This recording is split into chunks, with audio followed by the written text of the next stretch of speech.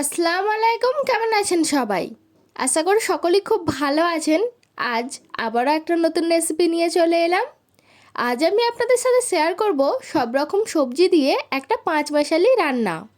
রেসিপিটি খুবই সহজ আর আমি এটার নাম দিয়েছি পাঁচ মেশালি রান্না অথবা বরবটির চচ্চড়ি, যে কোনো একটা বললেই চলে। রেসিপিটি খুবই সহজ, অনেক তো মাছ মাংস ডিম নিয়ে রান্না হলো, তাই আজকে একটু সবজি না করলেই নয়। চলুন দেখে নিন আজকের এই পাঁচ মশালি সবজি রেসিপিটি আমি কিভাবে করি। আজকের এই রেসিপিটি করার জন্য প্রথমেই একটি কড়াইয়ে দিয়ে দিয়েছি 3 চামচের মতো সরষের তেল। তেলটা গরম হয়ে গেলে তাতে দিয়ে দিয়েছি একটা শুকনো লঙ্কা। 2 থেকে 3 সেকেন্ড একবার নাড়াচাড়া করে নেব। এরপর দিয়ে দেব পেঁয়াজ কুচি। এখানে একটা পেঁয়াজকে আমি একদম লম্বা আর সরু সরু করে কুচিয়ে নিয়েছি, সেই পেঁয়াজটাকে দিয়ে দিয়েছি। এরপর পেঁয়াজটা 3 থেকে 4 মিনিট নাড়াচাড়া করে নেব, যতক্ষণ না পেঁয়াজের কালারটা হালকা চেঞ্জ হয়ে আসছে। খুব বেশি কিন্তু চেঞ্জ করলে চলবে না। যাই হোক, 2-1 বার নাড়াচাড়া আমি করে নিচ্ছি। আর এই রান্নাটা আমার হাতের কাছে থাকা সবজি নিয়েই আমি করে নিচ্ছি। আপনারা চাইলে কিন্তু এর থেকে বেশি অথবা কম সবজি দিয়ে রান্নাটা করে নিতে পারেন। যাই হোক, পেঁয়াজটার কালারটা হালকা চেঞ্জ হয়ে গেছে। এরপর আমি দিয়ে দিচ্ছি আলু আর বরবটি। আলুটাকে লম্বা আর সরু পাতলা করে কুচিয়ে নিয়েছি। এখানে একটা মাঝারি সাইজের আলু দিয়েছি আর দিয়েছি বরবটি। এখানে 200 গ্রাম বরবটিকে আমি এরকম ধরে লম্বা লম্বা করে কুচিয়ে নিয়েছি, দেখেই বুঝতে পারছেন। এরপর আলু আর বরবটিটা 2-1 বার ভেজে নেব। আর বেগুনটা যে নিয়েছি, বেগুনটা কিন্তু সবার শেষে দেব, নাহলে কিন্তু এই নাড়াচাড়া করতে করতে বেগুনটা ভেঙে যেতে পারে। তখন কিন্তু বেগুনটা দেখতে ভালো লাগবে না, গোটা গোটা থাকলে তবেই দেখতে ভালো লাগবে। সামান্য লবণ দিয়ে দিচ্ছে, হাফ চামচের মতো দিচ্ছে, আপনারা আপনাদের পরিমাণ মতো দেবেন। হাফ চামচ দিচ্ছে শুকনো লঙ্কা গুঁড়ো, হাফ চামচের থেকে একটু কম হলুদ, হাফ চামচ জিরে গুঁড়ো, হাফ চামচ ধনে গুঁড়ো, আর দিচ্ছি 1 চামচ গোটা জিরে বাটা। আর একটা কথা বলে রাখি, বাঙালি রান্নায় কিন্তু সব সময় গোটা জিরে বাটাটা দেওয়ার চেষ্টা করবেন, তাহলে কিন্তু টেস্টটা অনেকটাই ভালো আসে।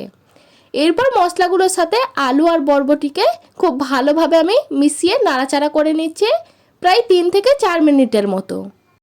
আর এটা কিন্তু সময় নিয়ে নাড়াচাড়া করতে হবে, যেহেতু হলুদ দেওয়া আছে, হলুদের কিন্তু গন্ধ থাকে। সেই হলুদের গন্ধটা যতক্ষণ না চলে যাচ্ছে ততক্ষণ অল্প অল্প করে সবজি দিয়ে আর নাড়াচাড়া করতে থাকবো।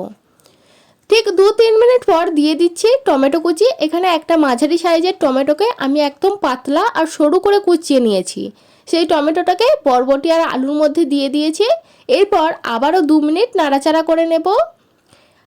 হলুদের গন্ধটা কিন্তু অনেকটাই চলে গেছে, আমি আর একবার নাড়াচাড়া করে নিচ্ছি, তাহলে পুরোপুরিভাবে হলুদের কাঁচা গন্ধটা চলে যাবে। 2 মিনিট নাড়াচাড়া করে নিয়েছি, আর নাড়ব না। এরপর আমি দিয়ে দেব বেগুন। এখানে 2টো বেগুনকে আমি লম্বা লম্বা করে কুচিয়ে নিয়েছি। বেগুনটা বিভিন্ন রকমের সবজি আপনারা বিভিন্ন রকমের আপনাদের মন মতো করে কাটতে পারেন, আমি আমার মন মতো করে কেটে নিয়েছি। বেগুনটা লম্বা লম্বা করে রেখেছি।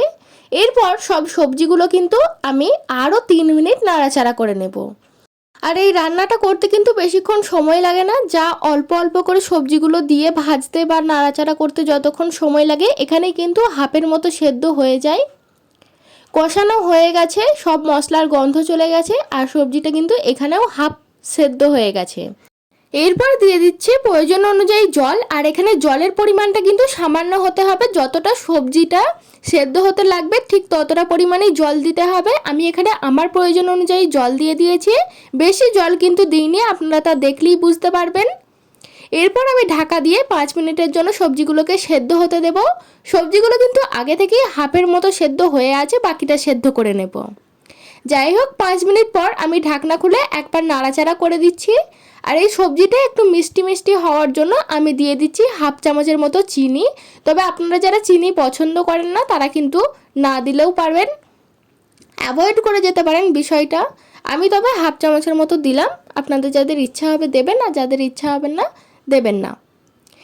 আমি আলুটা একবার চেক করে নিলাম, আলুটা কিন্তু আর একটুখানি বাকি আছে সেদ্ধ হতে, আর ঝোলটাও আছে বা জলটাও আছে। এটা কিন্তু পুরোপুরি টেনে নেওয়ার জন্য আমি আরও 5 মিনিটের জন্য ঢাকা দিয়ে রেখে দেব। ঠিক 5 মিনিট পর দেখতেই পাচ্ছেন যে বাকি যে জলটা ছিল সেটা কিন্তু আর একটুও নেই, মানে জলটা পুরোটাই টেনে নিয়েছে, আর সবজিগুলোও কিন্তু সেদ্ধ হয়ে গেছে। যাই হোক, রেসিপি কিন্তু এখন আমার একদম তৈরি। তো বন্ধুরা, আমার এই রেসিপি আপনাদের কেমন লাগলো আমাকে অবশ্যই জানাবেন। ভিডিওটি ভালো লাগলে লাইক করবেন, আর চ্যানেলে নতুন হলে অবশ্যই সাবস্ক্রাইব করে পাশে থাকবেন এরকম নিত্য নতুন রেসিপি দেখার জন্য। পরবর্তী আবার একটা নতুন ভিডিওর সাথে দেখা হবে। ততক্ষণ পর্যন্ত ভালো থাকবেন, সুস্থ থাকবেন। ধন্যবাদ, টাটা।